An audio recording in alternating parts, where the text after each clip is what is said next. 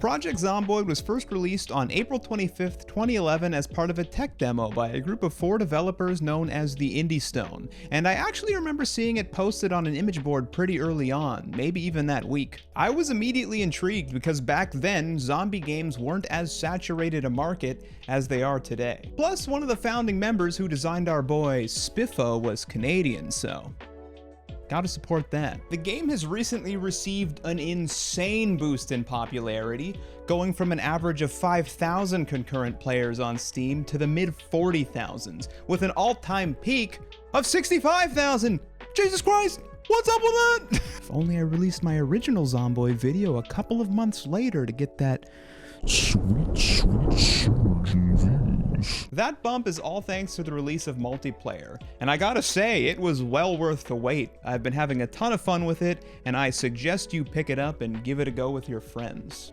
You guys can check out the biggest addition to the map to date and explore the sprawling city of Louisville together. Anyway, I figured with this new influx of players, now would be as good a time as any to get everyone on the same page. There's 10 years of development history to get through after all, so let's do it.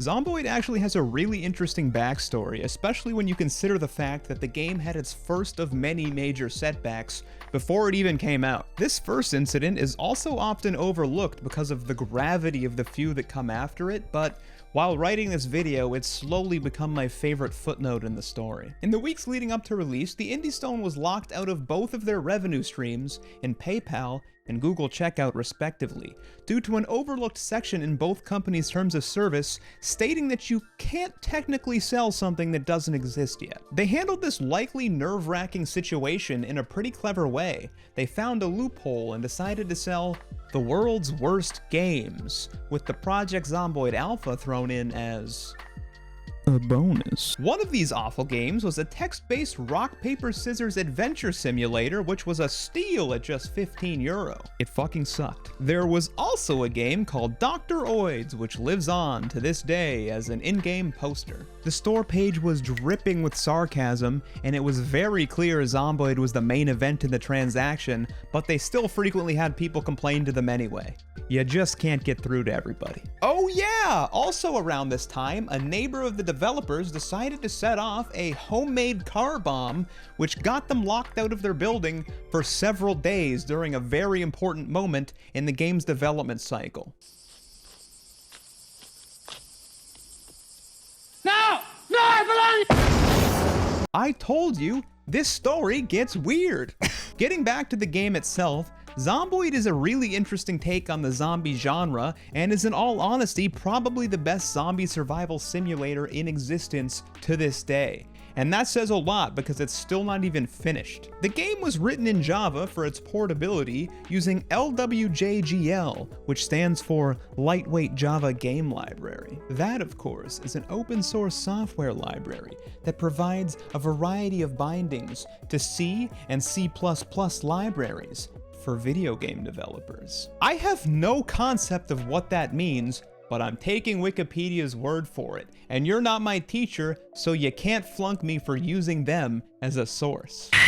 The original tech demo, as I mentioned, was a paid service, but unfortunately just a couple of months after release, the game was leaked online and unauthorized copies started spreading around.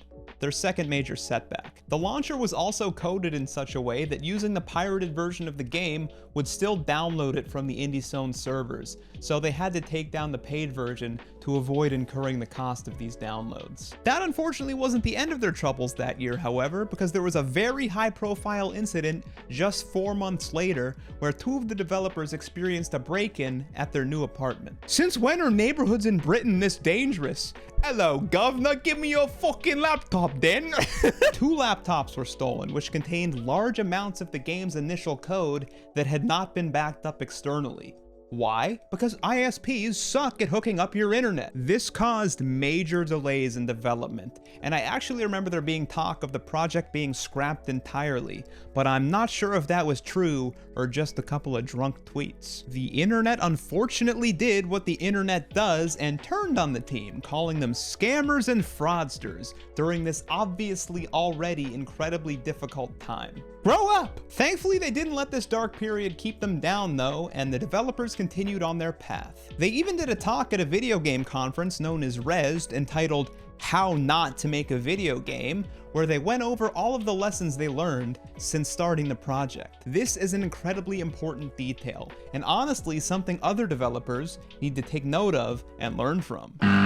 Doing a talk like that perfectly demonstrates that a game can have a disastrous start, but still come back and be something amazing through hard work and perseverance. You hear that, CD Projekt Red? You can totally make Cyberpunk not suck if you get back up on that horse and give us some updates. Don't give me the horse thing. It also shows people learn from their mistakes and can move on, something that people seem to entirely forget these days. I owned this game as early as 2012 back on Desura before it died, and I even loved it in that state, and it's come a long way since back then. They've done a complete combat overhaul, a complete restructuring of their graphics, they added vehicles, mapped out new cities, added multiplayer, and they even got that Steam listing. And that doesn't even include the things they're working on right now. NPCs, hunting, and more are still all going to be added to the game before 1.0. Zomboid has become a truly deep simulation over the years, right down to the dangers of leaving your oven on when you go out. It's certainly not on the level of Dwarf Fortress or RimWorld yet, but maybe someday. If the developers don't get to it, the modders will. I honestly can't think of a game or team more deserving of this massive player bump, and I hope it only goes up from here. Bye!